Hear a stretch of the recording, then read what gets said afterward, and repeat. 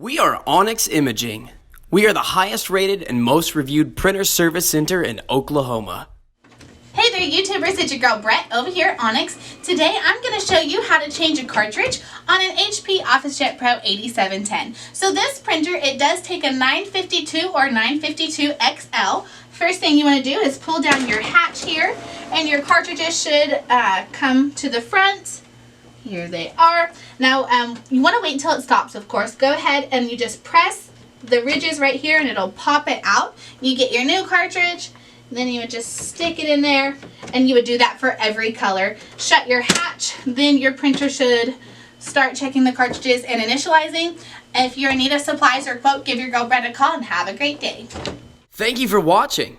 If you're interested in how you can receive free labor on all of your service calls, as well as how to qualify for free printer upgrades, contact us today. We are here for all of your printer and office supply needs.